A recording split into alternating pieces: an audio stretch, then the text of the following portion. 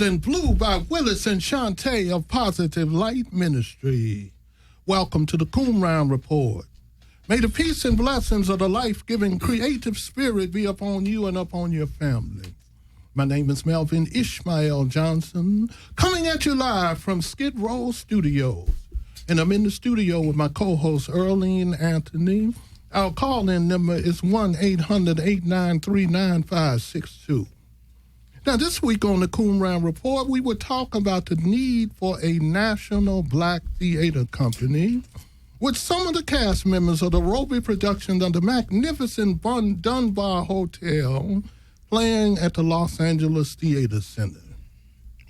I'm delighted to have with us in the studio Elizabeth June, Doug Jewell, Kim Sanders, and Kyle Connor McDuffie. Welcome to the Coon Round. Hey, thank you. And also sitting over there as a guest for us, Miss Mello.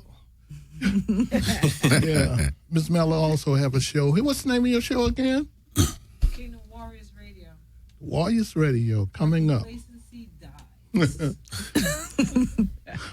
Now, first of all, I want to go around the table. Can you tell our listening audience a little about your background and the role that you play in the magnificent Dunbar?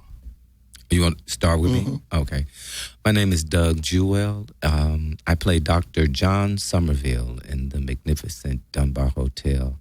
Dr. John Somerville is the gentleman who built the hotel, who got it started, and it was his vision, and he sold it during the stock market crash in the 1920s. And a little bit about me. I've been around a while. I lived in New York for 10 years. I'm originally from Cleveland, Ohio. I attended the Caribou Performing Arts Theater in Cleveland. I did regional theater, off-Broadway tours and all that during the time of living in New York. I've been out here in Los Angeles now, going on 10 years now. And I'm very proud to be working with the Roby Theater Company, the wonderful cast, Ben Guillory, as well as Levy Lee Simon. This is just a wonderful experience for me. I have to give a special thanks and shout out to Kim Saunders, who sort of recommended me to this project. Right. And I've been knowing Kim a few years. Yeah, just a few. Yeah. So. Hey. Right, Kim. Hi, I'm Kim Saunders. I'm playing the role of Jack Johnson. I consider Jack Johnson to be probably one of the most courageous men I've ever heard of in my life because of the time period that he was actually, living in and fighting as a champion in that world. His life was on the line almost every day. So it's a real honor to be creating this for the first time, because this is a world premiere. A little bit about myself. I'm a licensed marriage and family therapist. I work with children, and I'm heavily committed to advocacy work. And I hope that my career will eventually get me to a place where I can be a real advocate for underserved populations. I love it. Oh. Hey, I'm Kyle Connor McDuffie. I play the part of Pee-wee in the magnificent Dunbar Hotel. Pee-wee is a very interesting character because he's actually from the South, so he isn't really hip to a lot of the things that are going on there. I mean, I'm sure he's seen racism before. He's seen it in the South, but he has that ignorant innocence to him where he kind of understands where he is.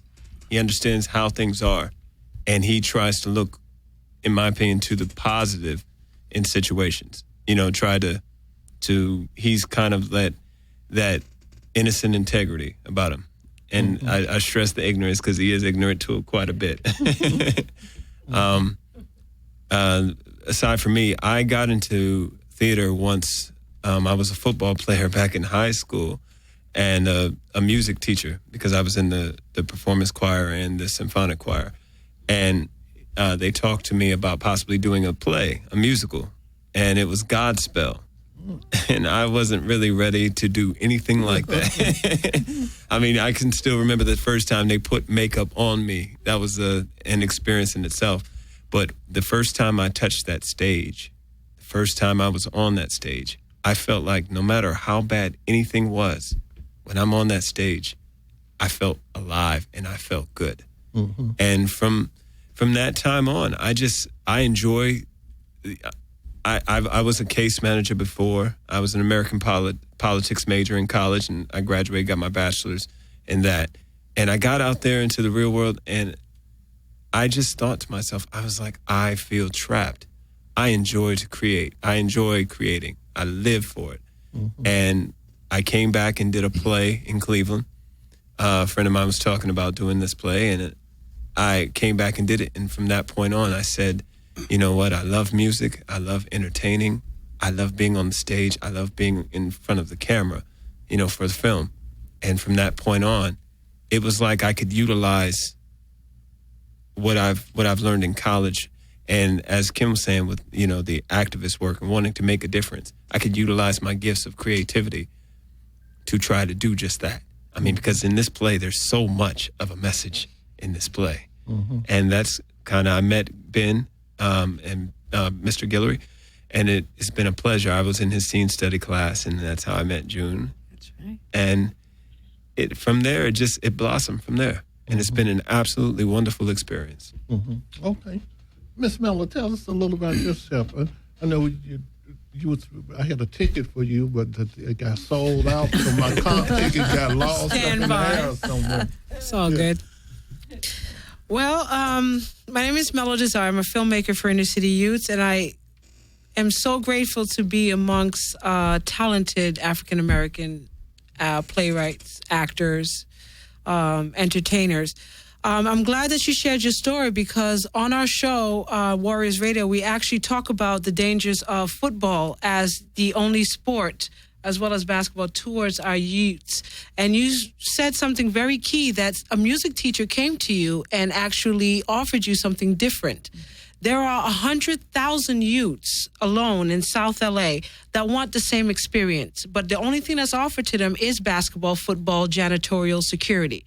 So if we're able to give these youths a chance to feel alive, just as you have, then that mission will be complete to reducing gang violence. And that's really the whole purpose of our nonprofit called the Kingdom Warriors Foundation. So what we're doing is pushing the 1% campaign, where everyone donate 1% into building a state-of-the-art performing studio in the heart, starting with South Central. Talk about state-of-the-art recording studio, green screen set design, so we can create our own positive film, television, and theater. Okay. And I'm really glad to be with you guys tonight. Okay.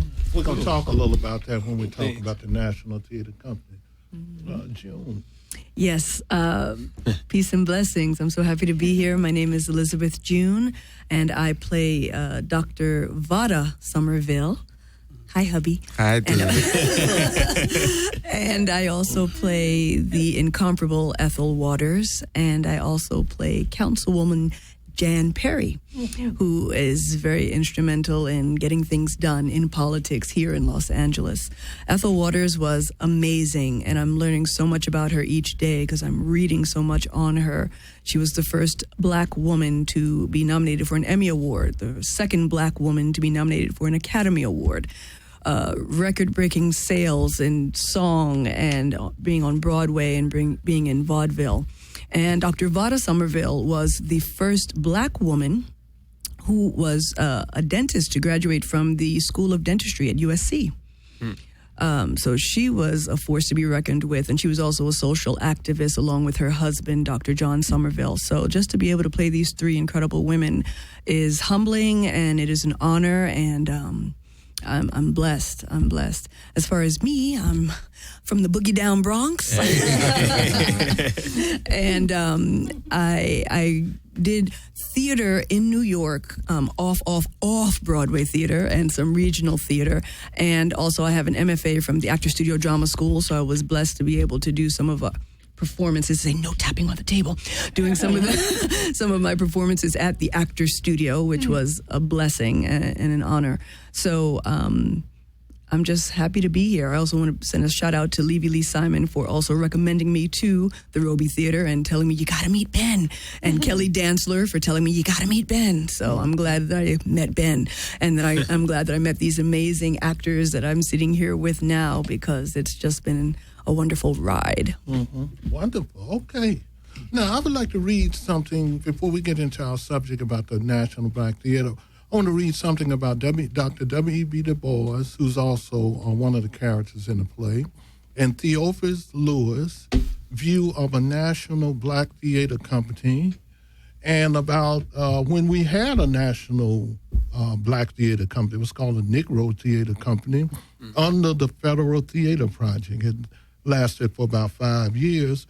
But here's what Dr. Du Bois, he founded a theater company called the Creek-War Players, 1925 to 1928, and he founded it and co-founded it with Regina Davis, I think was, and they co-founded the theater company to create a theater that follows the belief of for us, by us, near us, and about us, with black playwrights at the center point. And then you had Theophilus Lewis. He was a World War I veteran. He reviewed black plays for the Messenger magazine, and he believed that theater was an essential vehicle in which society could affect social change and cultural development. According to Theodore Cornwell, Theophilus Lewis' primary theme was the need of blacks establishing their own cultural independence with a national black theater grounded in the works of black playwrights.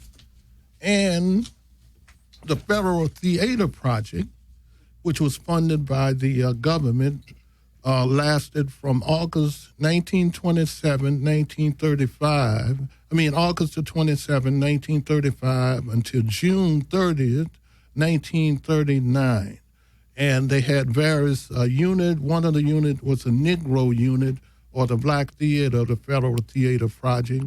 And over that period, they produced about 30 plays. Probably the most famous plays was one directed by Orson Welles dealing with Haiti. Yeah, it was the one that went to Broadway during that particular time. And the Federal Theater Project, they disbanded the Federal Theater Project in June the 30th, 1939, because they felt there was too many communists involved in it. Now, I would like to get into our subject by playing a clip of an interview that I did with Karen Chappelle. At the time, she was the chairman of the board of directors of the Roby Theater Company. And we talked about the 20-year anniversary and her thoughts on a national black theater company. How can we make community theater more affordable to the community? Well, I think, to be honest with you, I think that community theater is kind of affordable to the community as long as they know about it. I think that's the biggest thing, because the tickets are $20. And when you think about $20, people spend $20 on their cell phone bills, on, just anything without even thinking about it. All kinds of discounts are available for our senior citizens, for students, different day discounts. I don't think it's so much the price of the ticket it's the information process, getting the information about the plays. That's what is necessary. Now, it's interesting that you mentioned a little earlier about for us and by us, because during the time of the Harlem Renaissance period, Dr. W.E.B. Du Bois and the Theophilus Lewis, they advocated for the creation of a national African-American, black theater company, and they said that it should have 4 components.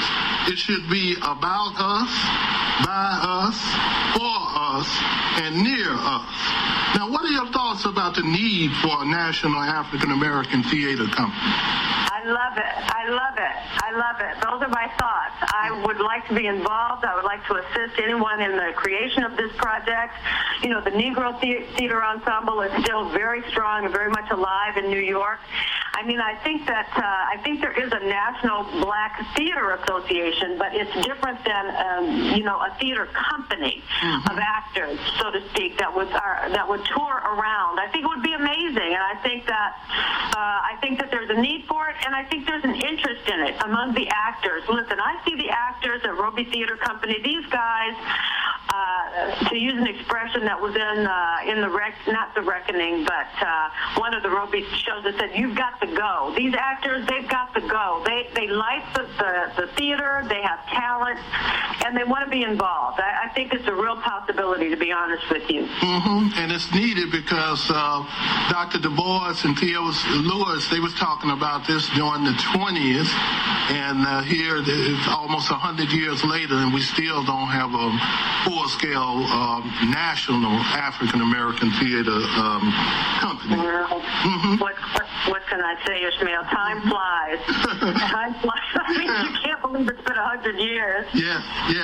Now, also, let me ask you this. What are some of the upcoming projects that the Roby have over there?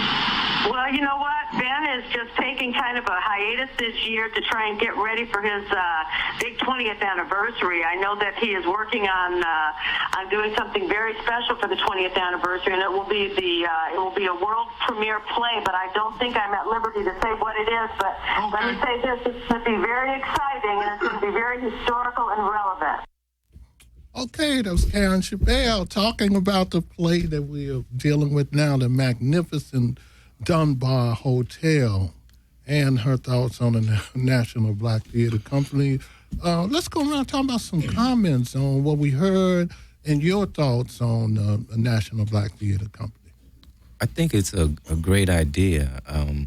I like the idea she's speaking of touring and bringing it to the people. I like the 4 points that were made about, about us, for us, near us. All those things are very important. Yeah. I think a key component that has to be considered when you're talking about developing something so significant is the buy-in.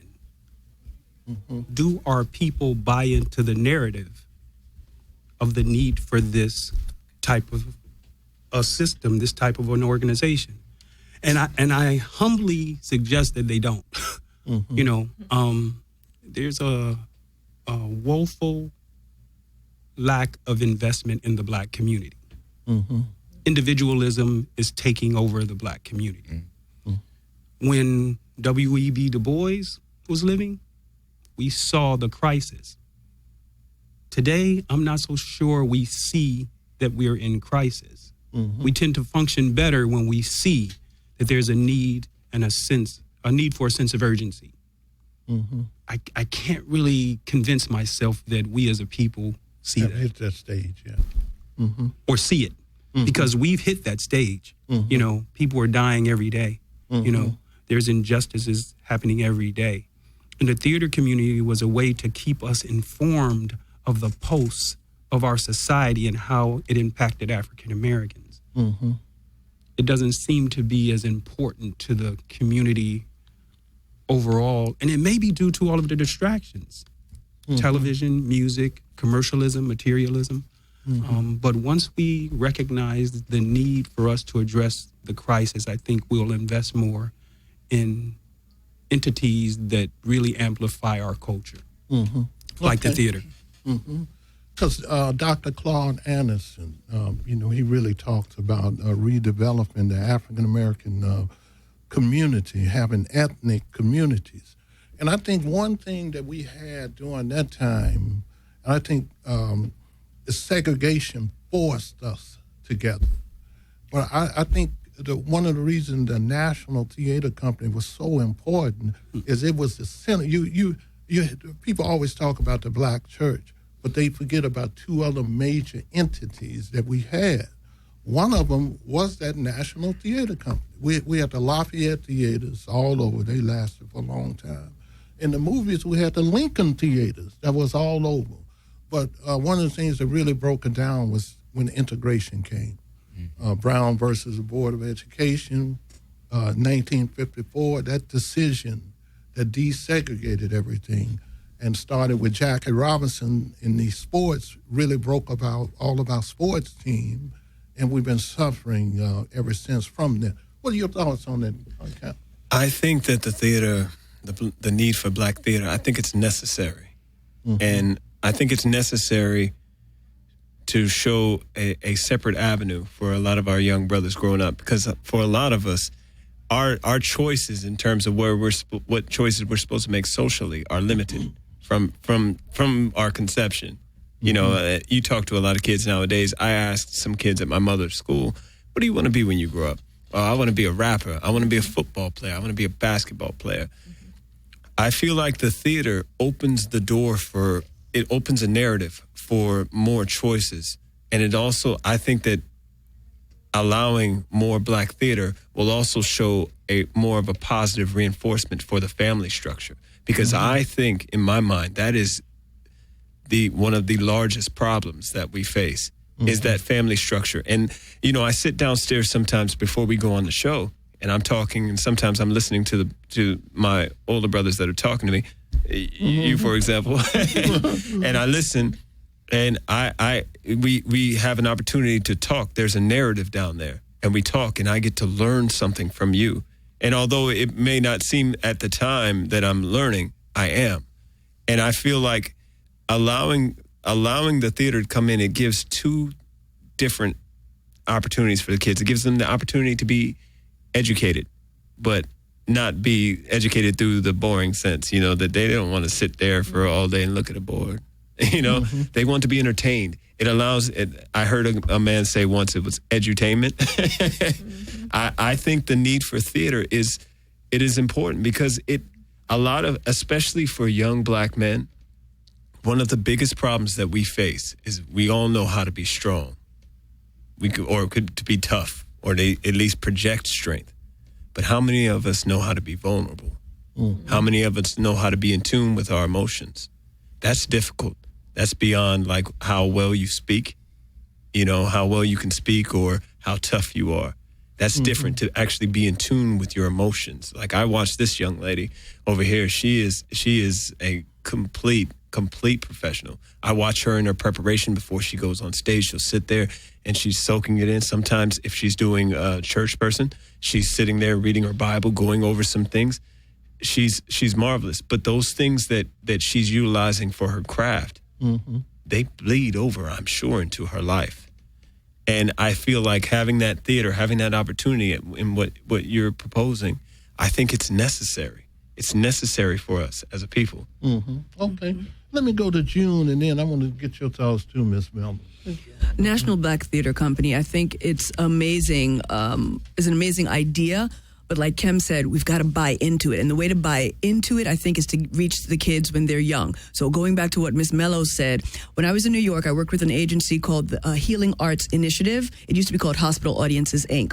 And what we would do, we would go into schools, homeless shelters, correctional facilities, and we would do improvisational theater on violence prevention, on leadership, on HIV and AIDS awareness and prevention. This was the most amazing thing I have ever been involved with. I was with HAI for 10 years, and going into specifically the prisons and seeing the talent that is in prison when we would give these guys, because we not only would perform for them, we would do a little breakout session and have them actually perform with us. Improvisational theater. all of a sudden you'll see one of them would get up and get this amazing character that he's just creating out of thin air. Do you understand what I'm saying? What if we would have gotten him before he got into prison? Yes. We go into the homeless shelters and we go into the women's shelters for the abused women. And we would have these women, and I'm in tears. And they're thinking, oh, wow, June's a great actress. No, I'm in tears because I'm doing a performance with a woman who really is in this shelter. And she's trying to comfort me in the scene. Do you understand what I'm saying? Mm-hmm. This is why this kind of thing is important. We've got to get to people before they get to the place where they're in the homeless shelter or in the women's shelter, abused women's shelter, or in the at-risk schools. Mm-hmm. You understand what I'm saying? We got to get to them so that when they're, even if they never ever think about becoming an actor as a career, it's beneficial for this type of work to happen in these schools and catching these kids when they're young, because it helps you just to be able to make a presentation when you have to do a report in college. It helps you to make a presentation when you have to do it at your job in any business. It helps you when you're trying to do a business plan to get money for your own business and to communicate with the investors and the angel investors and so forth. Acting is something that you need just to be able to communicate, period. Okay. So this National Black Theater thing is something that is not just to be able to make sure we as professional actors have a place to work and constantly, even though that is important, Lord Jesus, it is important, but it's also something just to survive. Many of the kids that I worked with when I taught drama in schools, I would say, okay, let's just write a poem about whatever you're going through right now. It would blow me away what these kids would come up with. They just need a place to express themselves and to have an option other than rap. Rap is great. It's wonderful, but it starts with that poem. It starts with having the real lyrics to something that they're actually going through, and a chance to do some improvisational theater about whatever it is, teenage pregnancy, whatever it is, you know what I mean, dealing with seeing their parents at home fighting. They have to be able to act that out just to get that out of their system so they don't kill themselves or kill other people. Okay. You know what I mean? This is the kind of reason why it is important for us to have this, because the National Black Theater, I'm hoping and praying once we get this kind of thing going, we can get government funding, especially with all the stuff that's happening in the news with our young black men. The government may, if we put together a wonderful grant proposal, if we put together a wonderful business plan on how to make this thing real and show them this is the kind of stuff that would keep our kids maybe off the street and stealing whatever foolishness they're stealing so that they won't die because of it. Yeah, and we're going to, second half of our show, we're going to possibly look at how a National Black Theater Company would look, what it would take. Ms. Mello, you want to make a comment on that? Oh, yes. Glad to hear exactly the needs in our community is very important. Is your button on? Turn it back on. Yep. Yes. Is it on now? Okay. The fact that we are actually working on this, merging Hollywood with South Central, is in the next 6 months going to happen. The Pan Andreas Theater West, abandoned for about 11 years on Vermont and 88th, we're trying to obtain that. There is a home that will be built for the National Black Theater. But the thing is, are we able to work together to make that happen? That's the key. So what I would like to do is further on our movement and work with the people who feel the same way. It's not everyone. It's a handful of us.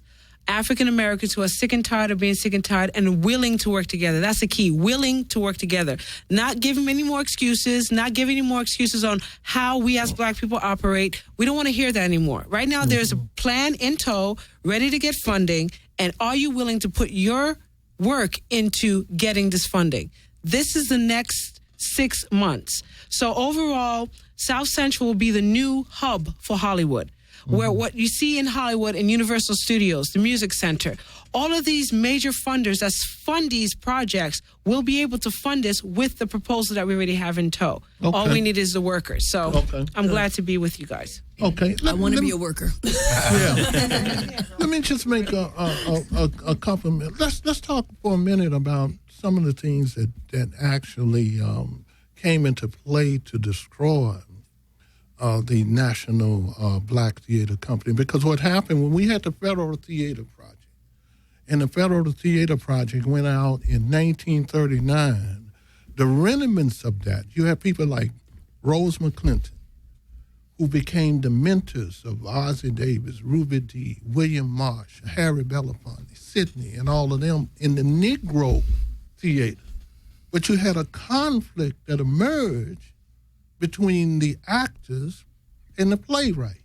See, because they forgot what W.E.B. Du Bois and Theophilus Lewis said when they was dropping the theory. They thought that the starting point, both of them felt that the starting point was a black playwright. See, they felt that that was the starting point of building a national theater company. And then you had to split the actors. It was a split between the playwrights and the actors. Actors went their way, playwrights went their way, and the movement has been going in circles ever since. And one of the things that we're having now, especially in the black artistic community, is the actors that's out of work. So I think it's very important when they develop the National Theater Company, when we begin to look at a model, we got to make sure that we look at the whole concept of living wages for actors. See, they talk about living wages for everybody else within the collaborative form of theater, your technicians, your directors, your playwrights, everybody. But the actors, and sometimes I wonder, is this karma for what happened in the 30s and 40s when they went in different directions now that they are suffering. And I know August Wilson, he talk a lot about trying to develop a national theater. Anybody would like to comment on that, about how it affects actors now, and how can we, if a national theater come into play, how can we bring the concept of living wages for all of the elements of the collaborative, the actors? You said something about the actors went one way and the writers went another way. Yes. As far as not coming, the black actors and the black writers went in different directions. The actors would not support the black writers. The concept of a national black theater company. Yeah. The playwright. They thought it should have been based upon the actors, whereas I agree with Theophilus Lewis and I agree with Dr. Du Bois that the starting point was the writing, the playwright. That's what bring all of the elements of the collaborative together. Right. I mean, this is why I think I honor August Wilson so much, because he kept so strong to writing our stories, and that cycle that he did with the 20th century, that and a play for every 10 years, and he finished it. Which was just an amazing thing to me. And it was like his work here was done. And he left a wealth of work. I myself, as probably some of the other actors in this room, have, and we're different ages, but we've had an opportunity to do August Wilson's work. And if you haven't, you will be, because he left a lot of work. And in particularly for men, as I think we had a discussion about that before. In particularly black men, we get left out. Some of the characters are somewhat demeaning if we left it to somebody else to write the story. He wrote the story and he understood what we needed to express. And I think that's why I like and I honor August Wilson and the work that he did, because he left a wealth of work. And there's other good writers. I mean, like Lee Simon. I mean, really, right. I was introduced to Levy's work 10 years before I even met him.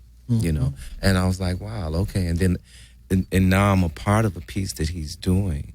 There's Pearl Cleage. I mean, there's a lot of who are unsung, I would have to say, because there's a lot of people we know right off the top. We know about August Wilson.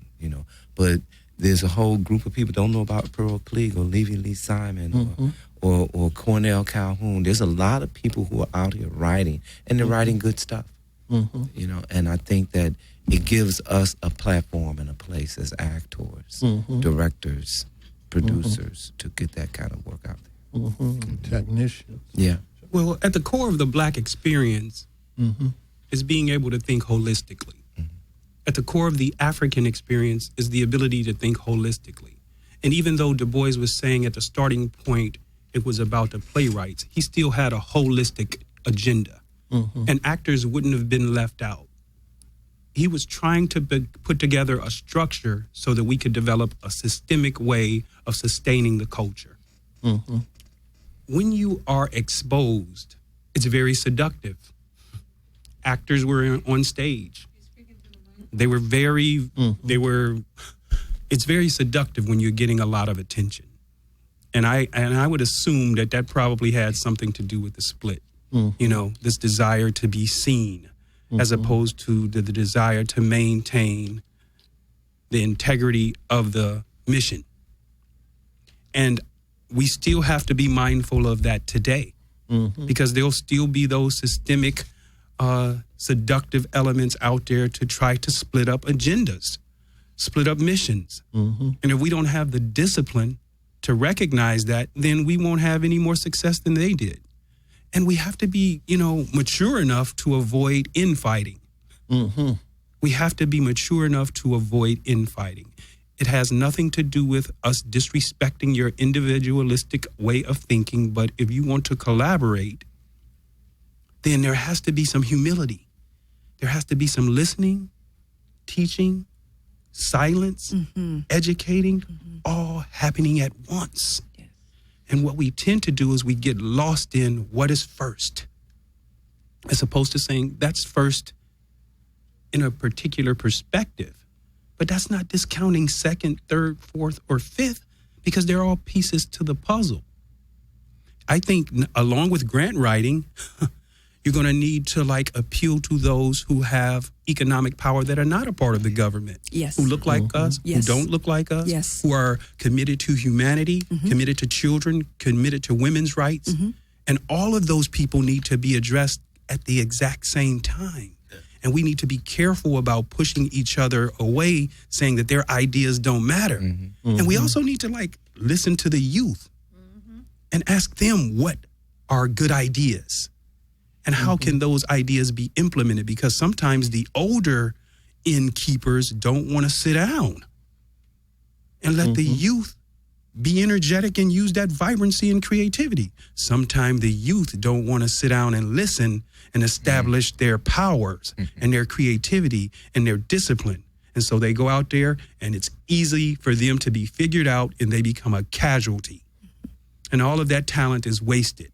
So there needs to be a lot of internal work on every person to understand the importance of buying into a collective agenda, because that's who we are as a people. That's right. Beautiful.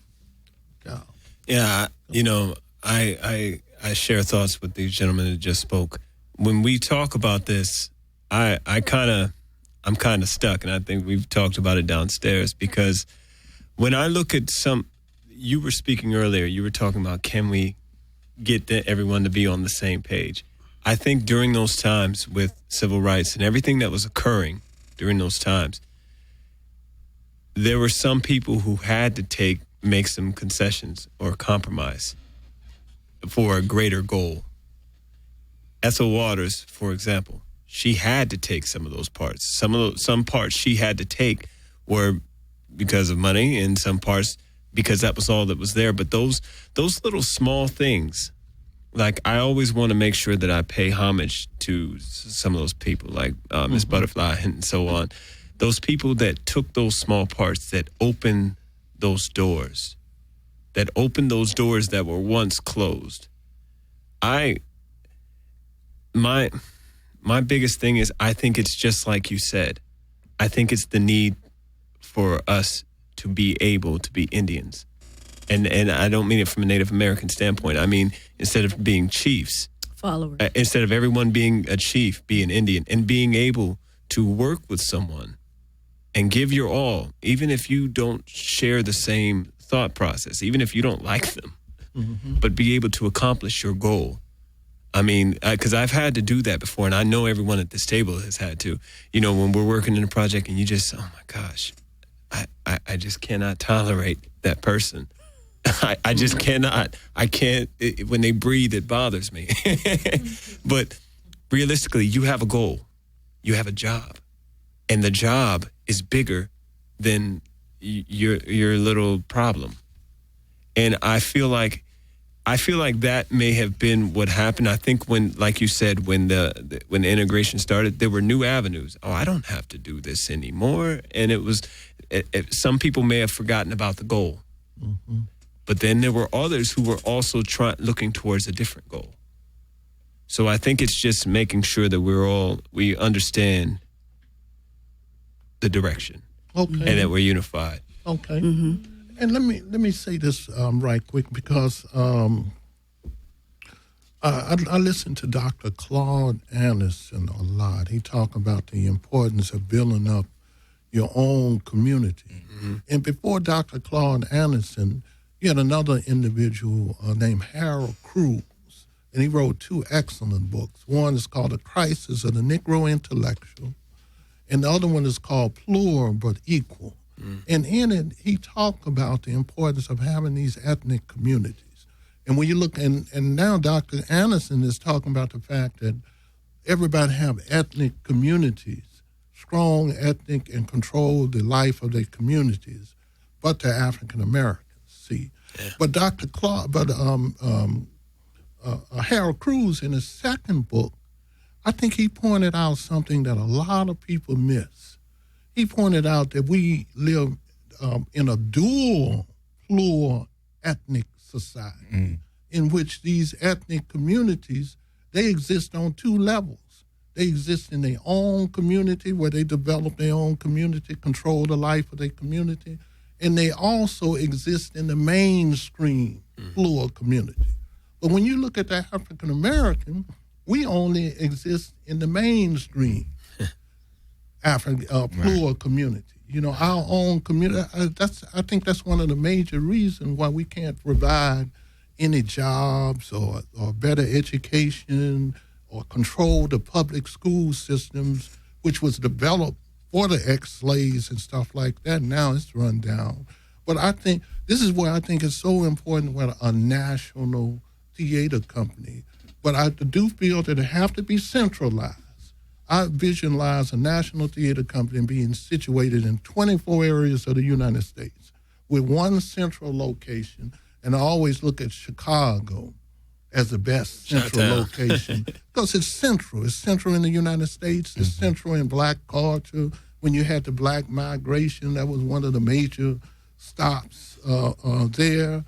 And also 2 other important elements. Not only do I think we should look closely at that concept of living wages for actors, but I also think that we should look at a young people's theater company. That should be part of the component. We need a dance company. That should be part of the, and all of these, they should be connected like it was when we did have a national theater company. And Jim, you want to say something? Absolutely. Well, just going back to the thing of why some of the actors might have said, no, we want to be the ones kind of like the central part of it. But this is the problem with not realizing we are storytellers. African people are storytellers. So it has to be about the story. So we do need to make the playwrights the central focus of it, because nothing starts without a story. And we have to be dedicated to telling that story. And no matter how big or small of a part, even if you have no lines, dedicated to staying in the pocket. I remember I was working at the New York Post Cafe. I even wore my T-shirt. The New York Post Cafe, Julius Caesar set in Africa. This is the first New York stage production I ever did. Shout out to Rome Neal. Shout out to Rome Neal, because he put me on stage, and he was a good friend of my brother's, good friend of Levy Lee Simons, and he was the first one to put me on stage, but I had no lines. And I was young, and I was just, this is cool. And so I made sure that I stayed out of the way of the people who did have lines. I stayed out of the way of the people, you know what I'm saying? Because I wanted to learn and find out everything I could. And you see, I'm an animated person. So even that, I had to kind of pull it in, because I wanted to make sure I didn't want to pull, just a smidge, right? But I had to pull that in, just not to pull focus. Right. You understand? Right. Because I knew I was just honored to be there. I wanted to make sure that the story got told. Right. Not that I was anything, but you understand, I wanted to just fit in to be the color and the painting. And the painting, right. As opposed to, you know what I'm saying? So these are the kind of things that have to be taught, though. The only reason I knew this, I didn't instinctively know this, my brother, Ed Seward III, may he rest in peace, was an actor who had worked with Ernie McClintock and, was heavy into black theater. He taught me that. He was like, you don't have to do anything, just be. You see what I'm saying? We're so used to being doing. Just be a human being. Not a human doing, a human being. That's enough. So these are the things reasons why, as actors, we do have to defer to the playwright. Not to mention, a playwright can create 20 roles. Right. Yeah. Yeah, and I mean, a playwright also, and I think it's very important to stick to the playwright's words. Yes. Make sure, because he had a thought process of putting this together. And one thing that I have a problem with, and a lot of us do it from time to time, is paraphrasing. Yeah. If the man wrote "talk about the cat," I'm going to say "talk about the cat." I'm not going to say "thinking about," or I'm not going to create something new, because it's all important to the thought process. Well, let me ask you this, because I watch Levy and the rewrites and rehearsal. Ooh, I'd be afraid to change any of his words up there. But look, here's what I want to ask. We're going to skip our community calendar. I always ask actors their process, and then we're going to come back for some closing comments for learning lines. And I want to play this clip by David McKnight when I had him in here, and I asked him that. Something else, David. What is your process for learning lines? Oh boy, that's a good one. That's a good question. I go to the bottom line and say by rote, and that is by doing the best that you can by any means necessary. Repetition, absolutely, by rote. But also, what it depends on is the individual. Some individuals have photographic memories. Some individuals don't have. They have a semi-photographic memory.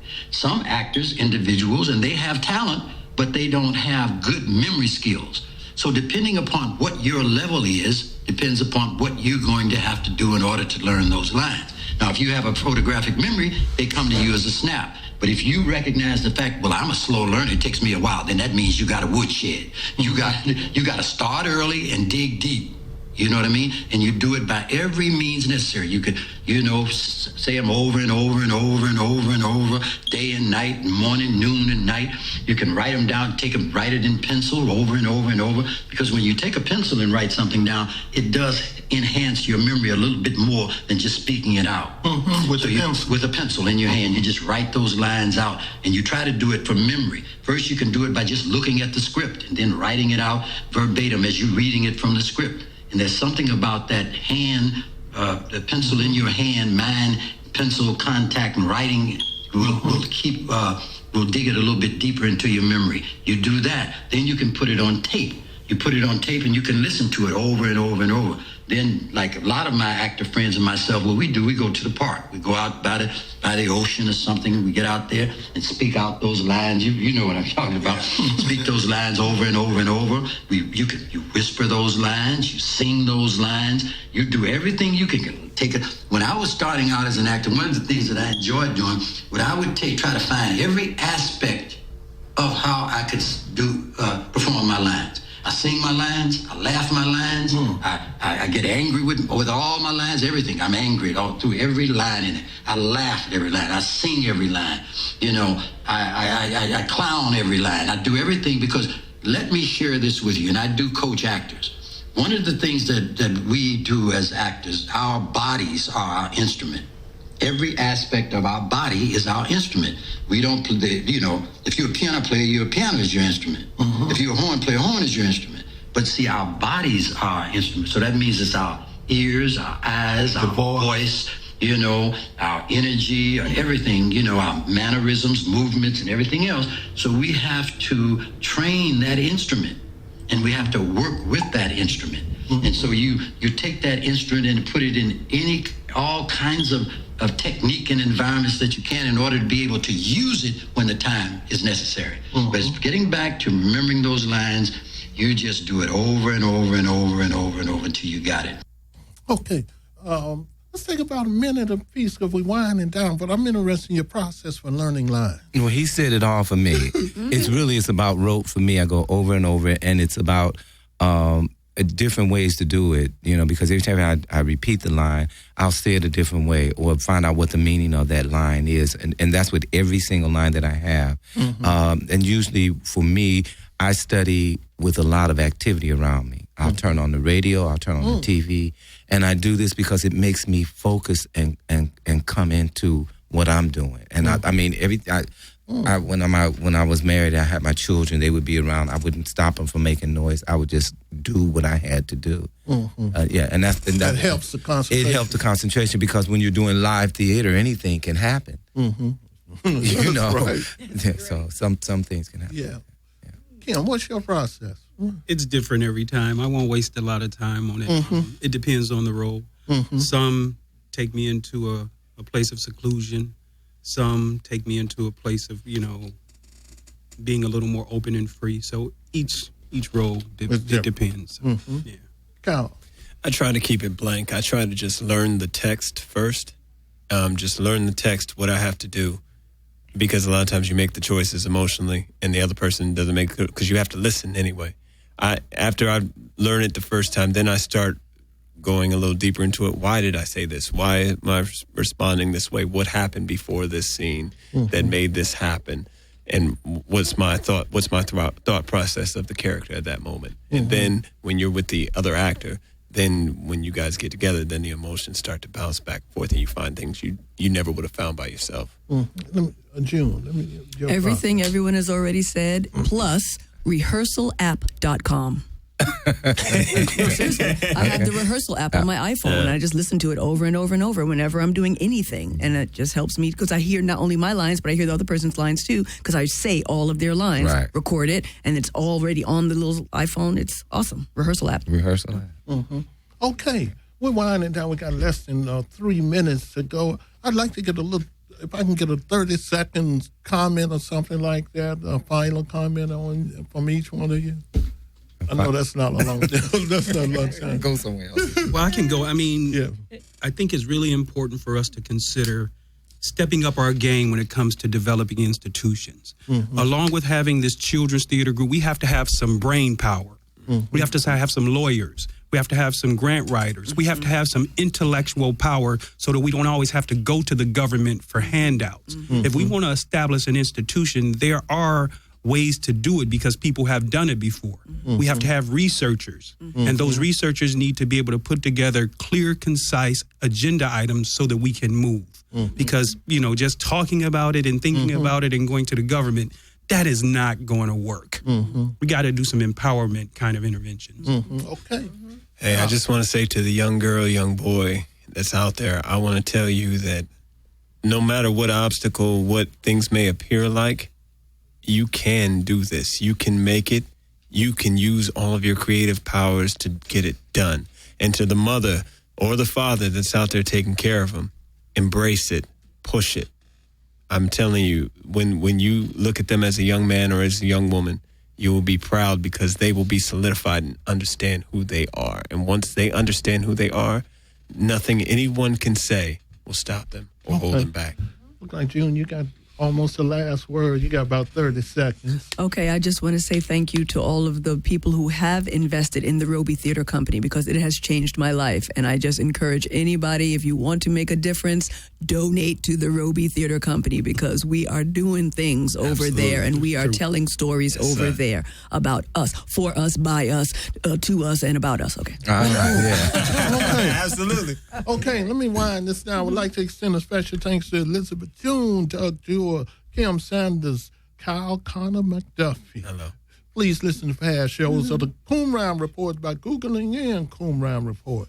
Thank you for tuning in to the Coomround Report, and from your host, Melvin Ishmael Johnson, my co-host, Earlene Anthony, Miss Mello sitting in with us today. And may the peace and blessings of the life-giving creative spirit be upon you and upon your family. I leave you with the song, Meet Me at the Dunbar by the cast of the magnificent Dunbar Hotel. At the Dunbar. Meet me at the Dunbar Hotel. Meet me at the Dunbar Hotel on Central Avenue.